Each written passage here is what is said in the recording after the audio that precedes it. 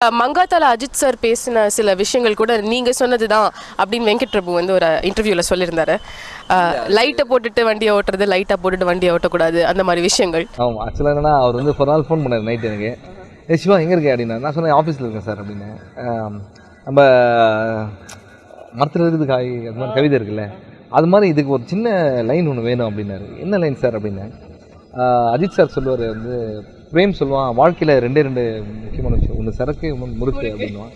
இது counter Ajith sir சொல்லணும், ஆனால் கார் ஓட்டிகிட்டு இருக்காரு அப்படின்னு. சார் கார் ஓட்டிட்டு இருக்கும்போது ஓகே என்ன சொல்லலாம் அப்படின்னு. சரி நான் சொல்கிறேன் சார் அப்படின்னு சொல்லிட்டு I call back and side light போட்டு வண்டி ஓட்டலாம், லைட்டாக போட்டு வண்டி ஓட்டக்கூடாது அப்படின்னு. சூப்பர் அப்படின்னு. ஸோ அதுக்கப்புறம் அஜித் சாரை மீட் பண்ணும்போது சொன்னார் ரொம்ப நல்லா இருக்குது டைலாக் அப்படின்னாரு. ஸோ இப்போ ஏதோ ஃபோட்டோ பிரேம் அமிச்சுன்னு நினைக்கிறேன், அது நான் ஆட்டோவில் எழுதியிருந்தாங்க தலை சொன்னது அப்படின்னு சொல்லிட்டு. So very happy. அப்போ மசாலா கேஃபேல நீங்கள் பண்ண கேரக்டர் ரியல் லைஃப்பில் பண்ண கேரக்டர் தான் இல்லை? அதுதான் எனக்கு வந்து சுந்தர் சி சார் மேலே ரொம்ப கோவம். ஏன்னா இந்த படத்தை எப்படியாவது சிவா வச்சு தான் பண்ணணும் 100% சொல்லி அட்வான்ஸ் எல்லாம் கொடுத்து நீ தான் மைண்டில் இருந்த நான் நிறைய இன்டர்வியூஸ் சொல்லியிருக்கேன். அதுக்கப்புறம் தான் தெரிஞ்சது அப்படியா, ரொம்ப ஹாப்பி ஆகிட்டேன் நான். நம்மளை மைண்டில் வச்சு எழுதியிருக்காரு. என்ன கேரக்டர்னா ஃப்ராடு, ஏமாத்துறீங்க, நிறைய பேர் வந்து பொய் சொல்கிறீங்க அப்படின்ற மாதிரி மாட்டி விட்றீங்க சார். இது என் மைண்டில் வச்சு தான் நீங்கள் எழுதுங்க சார், தேங்க்யூ சார் அப்படின்னு. பட் அதையும் தாண்டி ஒரு பெரிய விஷயம் என்னென்னா, சுந்தர்சி சார் வந்து ஒன்ஸ் ஹி டோல் மீ, உங்களை எனக்கு ரொம்ப பிடிக்கும், நிறையா இப்போ சென்னை 28 சரோஜாலாம் ரொம்ப என்ஜாய் பண்ண சிவா அப்படின்னாரு. அண்ட் எனக்கும் சுந்தர்சி சார் ரொம்ப பிடிக்கும். இட்ஸ் வெரி ஜென்யூன் பர்சன் ஆக்சுவலாக. அண்ட் அவர் என்ன பண்ணார்னா, கலகலப்பில் வந்து நம்ம எந்த டைலாக் சொன்னாலும் ஒன்றுமே இல்லை, ஒரு சின்ன டைலாக் தான் அது. இந்த பொண்ணு பைசா வச்சுட்டு போயிடுவாங்க, ஏன் வச்சேன் இங்கே பைசா அப்படின்னு கேட்டாங்க. இல்லை ஒருவேளை நீ வாங்கவே வாங்க மாட்டேன்னு நினச்சேன், இனிமேல் ஒன்று டவுட்டே வரக்கூடாது, நான் யார் காசு கொடுத்தாலும் வாங்குவேன் அப்படின்ற. அதெல்லாம் வந்து எப்படின்னா டைரக்டர் பிடிக்கணும் ஃபஸ்ட்டு, அது பிடிச்சாதான் அவங்க வந்து வைக்க முடியும். So he gave me lot of freedom. And அதனால தான் வந்து ஐ வாஸ் மை செல்ஃப். ஸோ இப்போ நினச்சிக்கிறேன் சிவானா கொஞ்சம் அக்யூஸ்டான கேரக்டர், அது கொஞ்சம் இல்லைங்க. நம்ம லைஃப்பில் சக்ஸஸ் ஆகிறோம் சக்ஸஸ் ஆகலை அப்படின்னு சொல்கிறது ஃபஸ்ட்டு டிசைட் பண்ணுறது நம்ம தான். லைஃப்பில் வந்து என்றைக்குமே வரக்கூடாத ஒரு விஷயம் வந்து doubt. If you doubt your self, அதோட ஒரு பெரிய லாஸ் உங்களுக்கு எதுவுமே கிடையாது.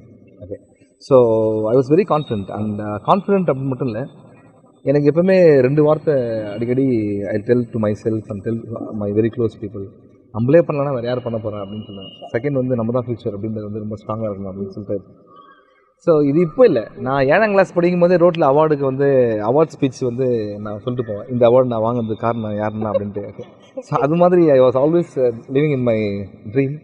But if you genuinely believe something definitely will. அது மட்டும் இல்லாமல் இப்போ படிக்கலை, ஸ்கூலுக்கு அப்புறமாவே நமக்கு இதுதான் வேலைன்ட்டு டிசைட் பண்ணிட்டேன்.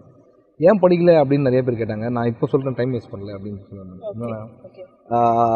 ஒரே ஒரு விஷயம் நான் வந்து இப்போது ட்ரை பண்ணிட்டு, சினிமா மூவி இண்டஸ்ட்ரி மட்டும் இல்லை, எல்லா மூவி இண்டஸ்ட்ரியும் ட்ரை பண்ணுறவங்க ஒன்று சொல்லுவேன், லைஃப்பில் வந்து அன்டில் யூ அச்சீவ் சம்திங், ஒரு பெரிய விஷயம் சாதிக்கிற வரைக்கும் வந்து நிறைய திட்டு, நிறையா பேர் ரொம்ப கேவலமாக பேசுவாங்க. ஆனால் நீங்கள் சாதிச்சிட்டிங்கன்னா, இப்போ யாரெல்லாம் திட்டினாங்களோ யாரெல்லாம் கேவலமாக பேசுனாலும் அவங்களே சொல்லுவாங்க, அன்றைக்கே தெரியும்டா நீ வாழ்க்கையில் பெரிய ஆளாக வருவ அப்படின்ட்டு. ஸோ அது மாதிரி நிறைய பேர் இருப்பாங்க. ஸோ அதெல்லாம் வந்து நான் கஷ்டப்பட்டுருக்கலாம், நான் வந்து ஹார்ட் ஒர்க் பண்ணியிருக்கலாம், ஆனால் எத்தனை நாள் என்ன பண்ணாலும் சரி, ஒரு நாள் கூட சிரிக்காதனாலே கிடையாது.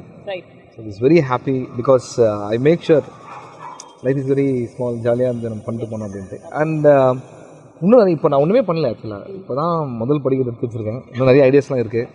அண்ட் சீக்கிரமாகவே ஸ்பீல்பர்க் கூட ஒர்க் பண்ணணுன்ற ஒரு ஐடியா. சும்மா சொல்லிட்டேன், ஸ்பீல்பர்க் இல்லைனா கூட பரவாயில்ல, இதுதான் ஸ்கூல் பேக்கோட